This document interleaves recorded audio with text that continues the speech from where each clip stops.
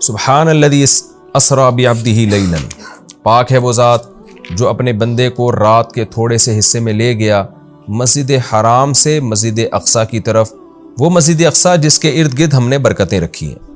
اس میں معراج کے واقعے کا تذکرہ ہے۔ رسول اللہ صلی اللہ علیہ وسلم کو نبوت ملنے کے بعد اور ہجرت سے پہلے رات میں جبریل علیہ السلام آئے۔ احادیث میں یہ مضمون بہت واضح ہے، قرآن میں بہت اجمال ہے، ڈیٹیل نہیں ہے۔ احادیث میں بخاری مسلم کی صحیح احادیث ہیں، بہت کثیر روایات ہیں جن میں بہت ڈیٹیل کے ساتھ اللہ نے، نبی صلی اللہ علیہ وسلم نے اس مضمون کو بیان کیا، اور قرآن میں اجمالی بیان ہوا ہے۔ اور احادیث میں جو ہمیں واقعہ ملتا ہے اس کا خلاصہ یہ ہے کہ رات کے تھوڑے سے حصے میں ایک معجزہ ظاہر ہوا۔ اللہ تعالیٰ نے اپنے حبیب صلی اللہ علیہ وسلم کو رات کے تھوڑے سے حصے میں براق پر بٹھایا، براق جو خچر کو کہتے ہیں عربی میں، اور وہ بجلی کی تیزی کے ساتھ اس نے سفر کیا۔ مسجد حرام سے راتوں رات وہ لے کر گیا مسجد اقصیٰ۔ پھر احادیث میں آتا ہے کہ قرآن میں تو اتنا ہی ہے کہ مسجد حرام سے مسجد اقصیٰ لے کر گیا تاکہ ہم اپنی بڑی بڑی نشانیاں دکھائیں۔ اس میں اشارہ ہے کہ اور بھی پھر اللہ تعالیٰ نے آپ کو نشانیاں دکھائیں، جس کی تفصیل حدیث میں ہے کہ اللہ تعالیٰ آسمانوں پہ لے کر گیا آپ کو۔ تو براق پر آپ صلی اللہ علیہ وسلم انتہائی تیز رفتاری کے ساتھ، بجلی کی رفتار کے ساتھ آپ صلی اللہ علیہ وسلم کو مسجد حرام سے مسجد اقصیٰ لے جایا گیا۔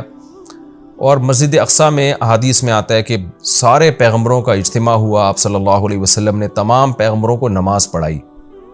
پھر اس کے بعد وہاں سے آپ کو آسمانوں کا سفر کرایا گیا۔ پھر ہر پیغمبر کو کہ اپنے اپنے آسمانوں پہ ٹھکانے ہیں، وہاں بھی اللہ تعالیٰ نے رسول اللہ صلی اللہ علیہ وسلم کی ملاقات کروائی۔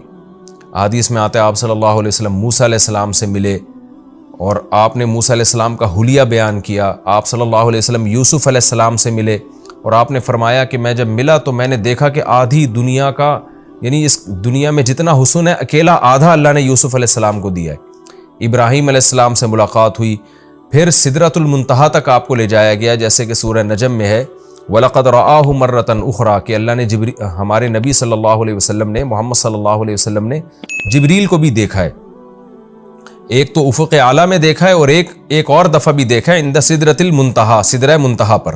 سدرہ عربی میں بیری کے درخت کو کہتے ہیں، منتہا کا معنی کنارہ، یعنی بالکل گویا کہ کائنات کے آخری کنارے پر ایک بیری کا درخت ہے۔ اس کی کیفیت کیا ہے، اسی طرح کا ہے، کچھ اور ہے، وہ اللہ ہی بہتر جانتا ہے۔ ظاہر ہے یہ والی کیفیت تو نہیں ہے اس کی، حدیث میں دوسری کیفیت اس کی منقول ہے، تو وہ اللہ ہی کو اس کا علم ہے کہ وہ کس طرح کا درخت ہے۔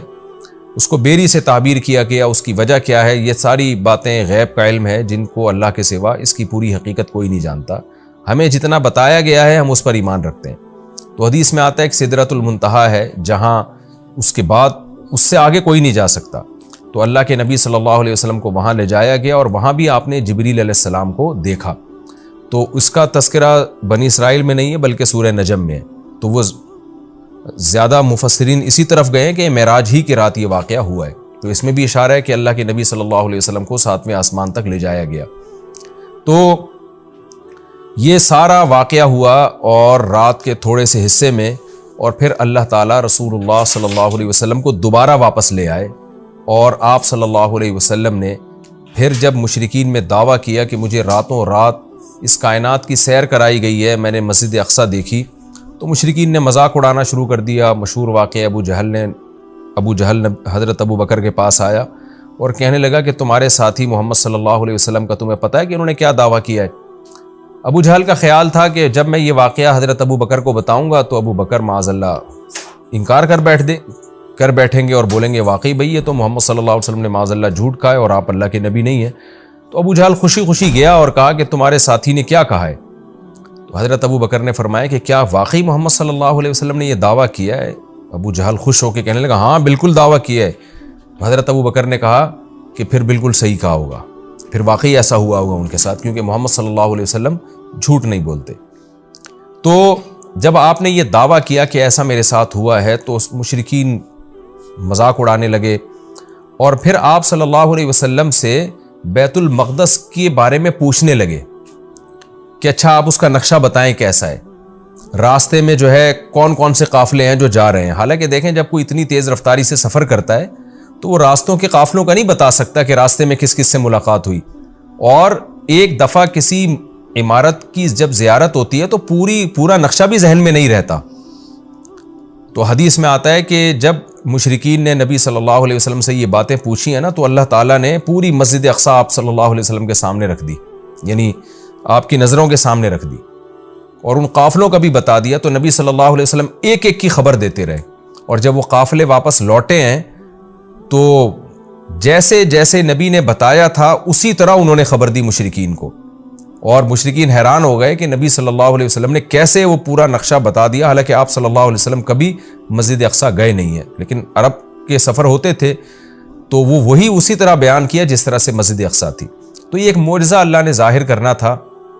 اس میں بہت ساری حکمتیں تھیں اور اس میں بہت سارے مضامین ہیں. سب سے پہلا سوال اس میں عام طور پر کیا جاتا ہے کہ اللہ کے حبیب صلی اللہ علیہ وسلم نے اللہ کی زیارت معراج کی رات کی یا نہیں کی. اس بارے میں دونوں طرف روایات ہیں، کوئی مضبوط بات ہمیں اس بارے میں ملتی نہیں ہے کہ زیارت ہوئی یا جن احادیث میں آتا ہے کہ زیارت کی وہ قابل تعویل ہیں، اور بعض روایتوں میں صراحتاً نفی ہے.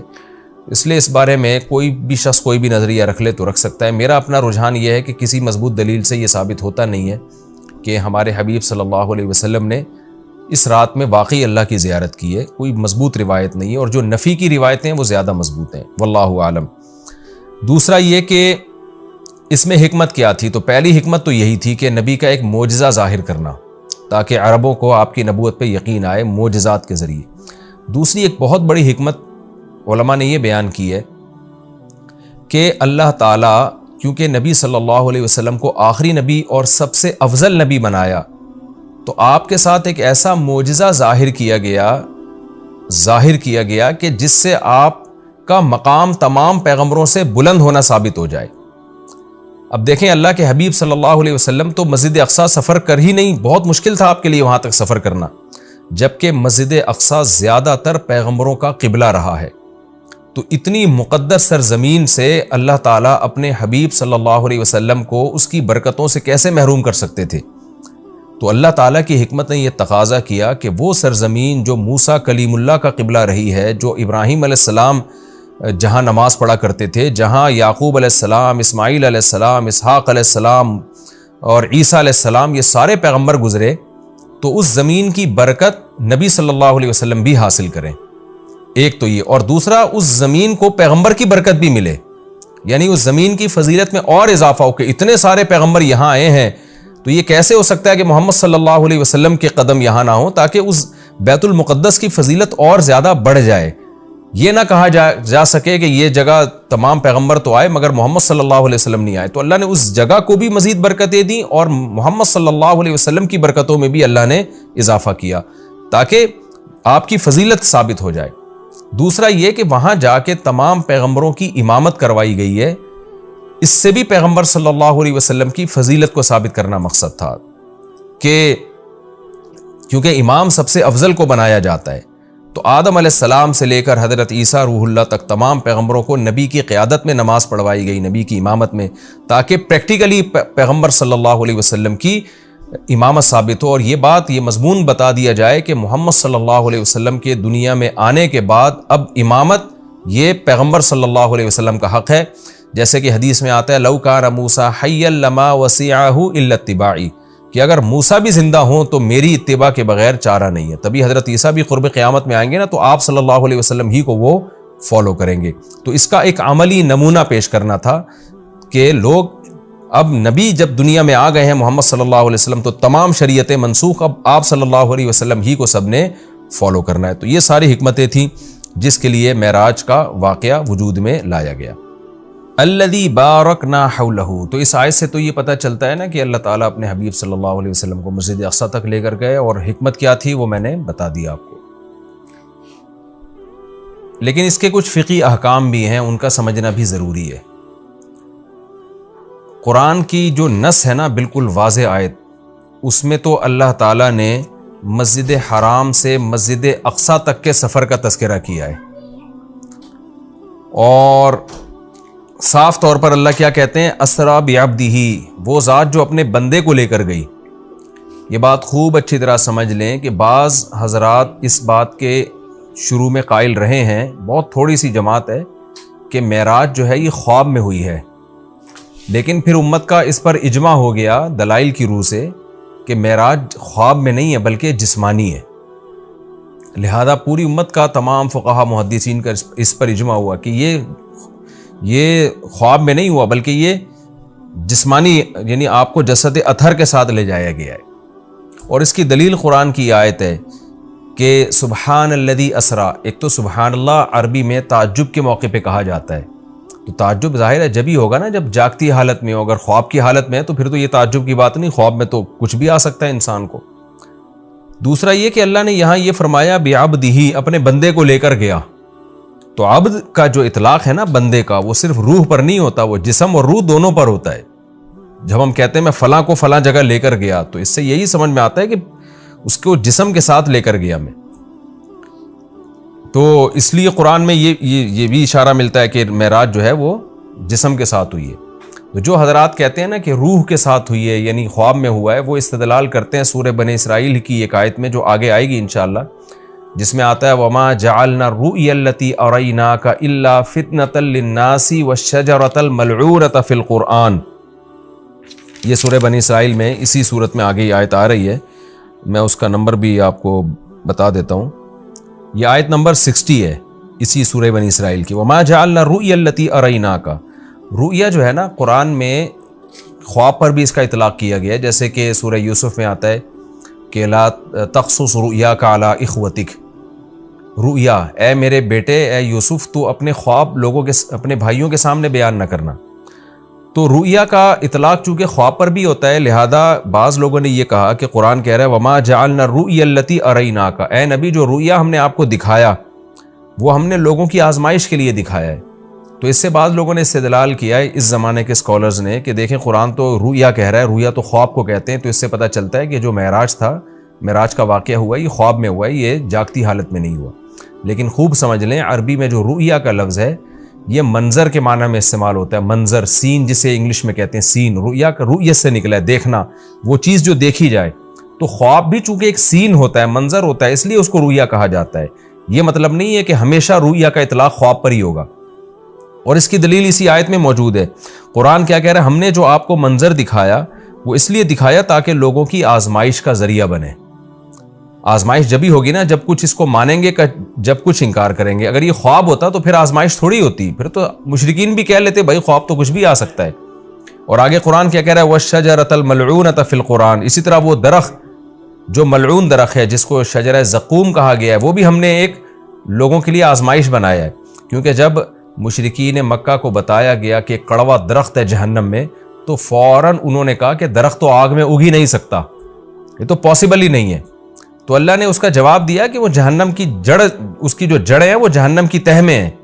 اور پھر اللہ نے بتایا کہ ہم نے وہ درخت اس لیے پیدا کیا ہے تاکہ یہ جو لوگ ہیں، جو مادہ پرست لوگ ہیں، یہ خدا کی قدرت کا انکار کریں، اور یہ انکار کریں کہ کہیں کہ درخت آگ میں نہیں پیدا ہو سکتا، جبکہ اللہ تو سب کچھ کر سکتا ہے. تو اب دیکھیں قرآن کیا کہہ رہا ہے کہ ہم نے جو ملعون درخت ہے وہ بھی لوگوں کے لیے فتنہ بنایا. کیا مطلب؟ اسباب کی دنیا میں وہ بھی پاسبل نہیں ہے کہ ایسا ہو، تبھی تو فتنہ ہے، تبھی تو آزمائش ہے. ایمان والے اس درخت کے وجود کے قائل ہوں گے، اور احمق اور بیوقوف جو خدا کی قدرت کا انکار کرتے ہیں وہ انہیں اس کی کوئی سائنسی لاجک سمجھ میں نہیں آئے گی تو وہ انکار کر دیں گے. تو اب قرآن نے معراج کے واقعے کو اور جو زقوم کا درخت ہے، آیت نمبر 60 سورہ بنی اسرائیل کی آیت نمبر 60، جی ہاں، اس صورت میں ایک ہی مقام پہ بیان کیا ہے. تو کیا مطلب؟ دونوں کا وقوع اس کی کوئی لاجک بنتی نہیں ہے، دونوں سیم ہیں. یعنی معراج کا واقعہ اور جہنم میں درخت کا پیدا ہونا یہ دونوں عقل سے بالاتر چیزیں ہیں. لہذا جو خدائی قدرت کے قائل ہیں وہ اس کا اقرار کریں گے، جو خدائی قدرت کے قائل نہیں ہیں وہ ان دونوں واقعات کا انکار کر دیں گے. تو اس سے بھی پتہ چلتا ہے کہ معراج جسم کے ساتھ ہوئی ہے، کیونکہ اگر اس کو خواب میں مان لیا جائے تو پھر یہ اس کی کوئی سائنسی دلیل دینے کی ہمیں ضرورت نہیں رہتی، کیونکہ خواب میں انسان کچھ بھی کر سکتا ہے، سب کچھ ہو سکتا ہے خواب میں اس کے ساتھ. تو یہ واضح قرائن ہے اس بات کے کہ خواب یہ جو معراج ہوئی ہے رسول اللہ صلی اللہ علیہ وسلم کو، یہ جسد اطہر کے ساتھ ہوئی ہے. یہ صرف روح کو آسمان میں نہیں لے جایا گیا، اور صرف جو ہے خواب میں یہ کام نہیں ہوا بلکہ جسد اطہر کے ساتھ یہ کام ہوا ہے. اور حضرت عائشہ رضی اللہ تعالی عنہ سے ایک روایت ہے جس میں آتا ہے کہ رسول اللہ صلی اللہ علیہ وسلم کا جسد اطہر ما فقیدہ، اس طرح کے الفاظ ہے، صحیح حدیث ہے کہ وہ گم نہیں پایا گیا۔ تو بعض لوگوں نے اس سے استدلال کیا کہ امی عائشہ کو یہ دعویٰ کر رہی ہیں کہ نبی صلی اللہ علیہ وسلم کا جسد وہ گم نہیں پایا گیا، لہذا جسد وہیں تھا اور روح کو معراج ہوئی ہے۔ تو یہ خوب سمجھ لیں حضرت عائشہ کے کلام کا یہ مفہوم نہیں ہے، حضرت عائشہ کے کلام کا وہی مفہوم لیا جائے گا نا دیگر احادیث سے ثابت ہوتا ہے۔ تو مطلب یہ ہے کہ اتنی تھوڑی دیر کے لیے وہ جسم بستر سے غائب ہوا ہے کہ گم نہیں پایا گیا، یعنی کسی نے آپ کو تلاش کرنے کی کوشش نہیں کی، ورنہ اتنا بڑا واقعہ ہو کہ آپ مسجد اقصیٰ میں جا رہے ہیں اور ساتوں آسمانوں کی آپ کو سیر کرائی جا رہی ہے، تو اشکال ہوتا ہے نا کہ پھر تو جسم آپ کا غائب ہونا چاہیے تھا، لوگ تلاش کرتے کہ بھئی رسول اللہ صلی اللہ علیہ وسلم تو یہاں تھے، اب گئے کہاں اتنے ٹائم کے لیے؟ تو اتنا تھوڑے عرصے میں یہ آنن فانن بجلی کی رفتار کے ساتھ ہوا ہے کہ رسول اللہ صلی اللہ علیہ وسلم کو تلاش کرنے کی کوشش نہیں کی گئی۔ ایک سیکنڈ کے بھی ہو سکتا ہے ہزارویں حصے کے اندر یہ کام ہوا۔ اب رہا یہ مسئلہ کہ یہ کام سیکنڈ کے ہزارویں حصے میں ہو کیسے گیا؟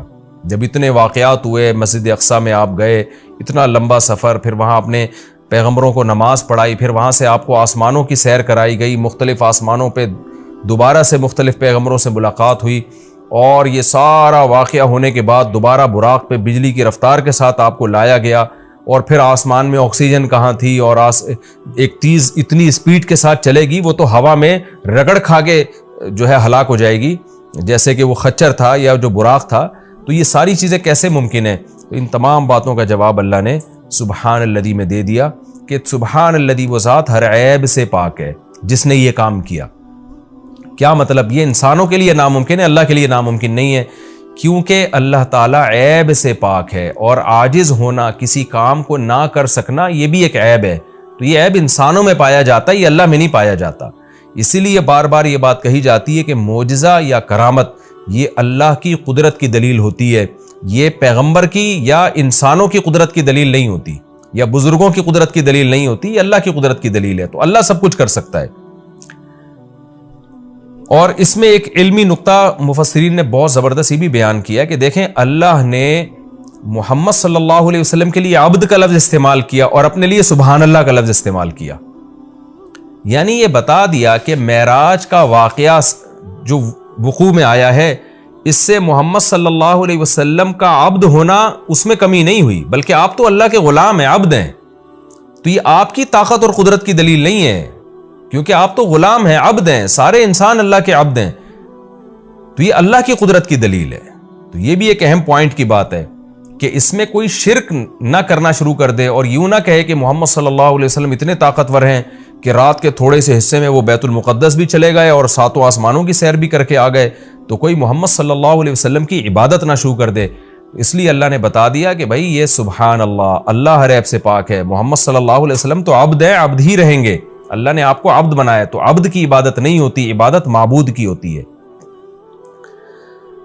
اب میں آگے چلتا ہوں، میں نے مختصر معراج کا واقعہ بیان کیا، باقی معراج کس رات کو ہوئی خوب سمجھ لیں، اس بارے میں کوئی مستند روایت موجود نہیں ہے، یعنی اس کی اسپیسیفک تاریخ کہ کس تاریخ کو یہ واقعہ وجود میں آئے، 27 رجب لوگوں نے خود گڑی ہوئی ہے، اس پر کوئی صحیح حدیث موجود نہیں ہے۔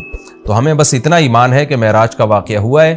اچھا، نبی صلی اللہ علیہ وسلم کے مسجد حرام سے مسجد اقصیٰ تک جانے کے عمل کو اسراء کہا جاتا ہے، اور مسجد اقصیٰ سے ساتویں آسمان تک جانے کے عمل کو معراج کہا جاتا ہے۔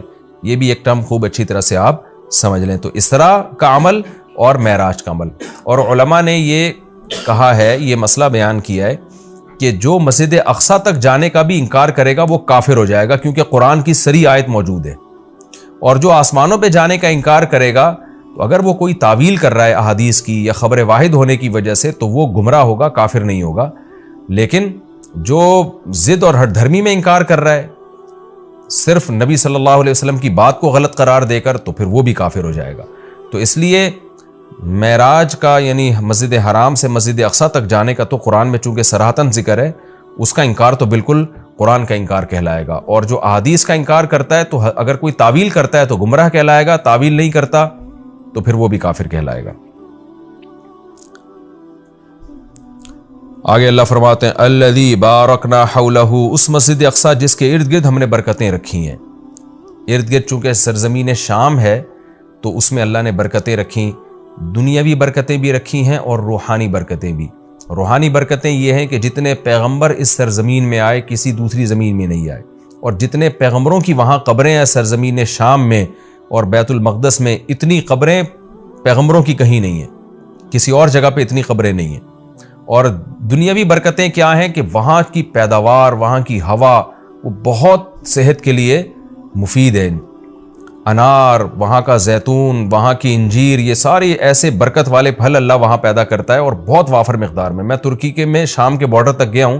پہلے تو شام کا علاقہ بہت وسیع تھا، تو یہ تو اب جو شام ہے یہ تو تھوڑا سا رہ گیا ہے۔ نبی صلی اللہ علیہ وسلم کے دور کا جو شام ہے وہ تو بہت وسیع رقبہ تھا۔ تو وہ ترکی کے بارڈر پہ جب آپ جاتے ہیں اور شام کی سرزمین ملتی ہے تو آپ کو اندازہ ہوتا ہے وہاں کی ہوا میں ایک خاص قسم کی ایک محسوس ہوتا ہے انسان کو اپنی صحت، اور ایک خاص قسم کی خوشبو محسوس ہوتی ہے۔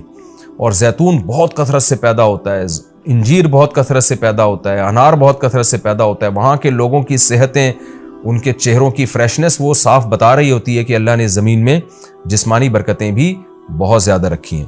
اور علماء نے لکھا ہے کہ اللہ نے جب یہ بتایا نا کہ مسجد اقصیٰ کے ارد گرد برکتیں، تو اس سے خود بخود یہ ثابت ہوتا ہے کہ جس مسجد کے مبارک ہونے کی وجہ سے اس کے ارد گرد اتنی برکتیں ہیں تو خود اس مسجد میں کتنی برکتیں ہوں گی۔ تو وہ مسجد بہت زیادہ برکت والی ہے۔ تبھی حدیث میں آتا ہے کہ جو مسجد حرام میں نماز پڑھتا ہے اسے 1,00,000 نمازوں کا ثواب ملتا ہے، اور جو مسجد اقصیٰ اور مسجد نبوی میں نماز پڑھتا ہے اسے 1,000، اور بعض روایات میں آتا ہے مسجد اقصیٰ میں 50,000 اور مسجد نبوی میں 1,000۔ اور یہ بھی رسول اللہ صلی اللہ علیہ وسلم کی صحیح حدیث ہے، لا تشد الرحال الا الى 3 مساجد، کہ سفر کیا جائے گا صرف 3 مسجدوں کی طرف۔ کیا مطلب؟ وہ سفر جو بنیت عبادت ہو، بنیت عبادت یعنی 3 مسجدیں ایسی ہیں جن کی طرف سفر کر کے ان مسجدوں کی زیارت کرنا ہی عبادت ہے۔ ویسے تو کوئی بھی مسجد ہو آپ ویسے دیکھنے کے لیے چلے جائیں، اس کو سفر کر کے بھی انسان جا سکتا ہے ویسے ہی دیکھنے کے لیے بھئی مسجد کیسی بنی ہے، خوبصورت ہے یا نہیں، لیکن علی وجہ تقرب یعنی وہ سفر جو بطور عبادت کے ہوگا، ان میں صرف 3 مسجدیں ایسی ہیں جن کی طرف زیارت کے لیے سے جانا ہی بذات خود شریعت میں مقصود ہے اور ایک عبادت ہے، اور ان میں جا کے نماز پڑھنے کی اضافی بہت زیادہ فضیلت ہے۔ تو وہ 3 مسجدیں ہیں، آپ نے فرمایا ایک مسجد حرام، ایک مسجد اقصیٰ اور ایک مسجد نبوی۔ تبھی مسلمان جب تک مسجد اقصیٰ آزاد نہیں تھی تو مسلمان مسجد اقصیٰ بھی سفر کر کے جایا کرتے تھے، مسجد حرام بھی، اور مسجد نبوی تک تو الحمدللہ اب بھی جاتے ہیں۔ اور اللہ سے ہم دعا کرتے ہیں کہ اللہ تعالیٰ مسجد اقصیٰ کو دوبارہ آزاد کرائے تاکہ ہمیں بھی وہاں جا کے نماز نصیب ہو اور مسجد اقصیٰ کی ہمیں بھی زیارت نصیب ہو۔ یہ ہر مسلمان کی تمنا ہے، اور بہت سے لوگوں کو اللہ نے یہ توفیق دی ہے، وہاں جاتے ہیں، اور بہت سے لوگ اس زیارت سے محروم ہیں۔ تو ہم یہ دعا کرتے ہیں کہ اللہ تعالیٰ وہ مبارک مسجد جس کی طرف اللہ اپنے حبیب صلی اللہ علیہ وسلم کو معجزاتی طور پر لے کر گیا، اور خاص طور پر ہمارے حبیب صلی اللہ علیہ وسلم کو وہاں نماز پڑھوائی گئی معجزاتی طور پر، اللہ ہمیں بھی اس مقدس سرزمین کی زیارت کی توفیق نصیب فرمائے اور ہمارے لیے آسان فرمائے۔ آگے اللہ فرماتے ہیں لِنُرِيَهُ مِنْ آیَاتِنَا، ہم نے یہ سفر اس لیے کرایا تاکہ ہم محمد صلی اللہ علیہ وسلم کو اپنی نشانیوں میں سے کچھ نشانیاں دکھائیں۔ وہ نشانیاں یہی ہیں کہ جو معراج کی رات آپ کو دکھائی گئیں، پیغمبروں کی زیارت کروائی گئی، جنت جہنم دکھائی گئی، تو یہ ساری بڑی بڑی نشانیاں تھیں۔ خود معراج خود ایک بڑی نشانی ہے۔ إِنَّهُ هُوَ السَّمِيعُ الْبَصِيرُ، اللہ تعالیٰ خوب سننے والا اور دیکھنے والا ہے۔ یعنی انسان تو محتاج ہے کہ جب تک اسے سنایا نہ جائے وہ سن نہیں سکتا، دکھایا نہ جائے وہ دیکھ نہیں سکتا۔ تو پیغمبر صلی اللہ علیہ وسلم بھی خود سے نشانیاں نہیں دیکھ سکتے، اللہ نے دکھائیں، اللہ نے سنائی، لیکن اللہ وہ ذات ہے جو سمیع بھی ہے اور بصیر بھی، اسے وہ ہر وقت ہر چیز کو دیکھ بھی رہا ہے اور ہر وقت ہر چیز کو سن بھی رہا ہے۔ آگے اللہ تعالیٰ ارشاد فرماتے ہیں وَآتَيْنَا مُوسَى الْكِتَابَ، یہ پیغمبروں کا سلسلہ نیا نہیں ہے، پرانا ہے۔ ہم نے محمد صلی اللہ علیہ وسلم کو جیسے کتاب دی ہے اور محمد صلی اللہ علیہ وسلم کو نشانیاں دکھا رہے ہیں، تو آپ سے پہلے موسیٰ علیہ السلام کو بھی ہم کتاب دے چکے ہیں۔ اور بیت المقدس کا تذکرہ ہے نا، تو یہودی بیت المقدس پہ ہمیشہ سے دعویٰ کرتے رہے کہ بیت المقدس تو ہمارا ہے اور اس میں تو ہمارے پیغمبر مدفون ہیں۔ تو اس کا بھی اللہ جواب دے رہے ہیں کہ ہم نے اہل یہودیوں کو کتاب دی تھی، مگر انہوں نے کتاب کا حشر کیا۔ تو آگے پورے رکوع میں اسی کی تفصیل ہے کہ کس طرح انہوں نے خدا کی نافرمانی کی ہے، جس کے نتیجے میں اللہ نے ان سے یہ خلافت چھینی ہے اور بیت المقدس ان سے چھینا گیا ہے۔ اسی کا تذکرہ ہے۔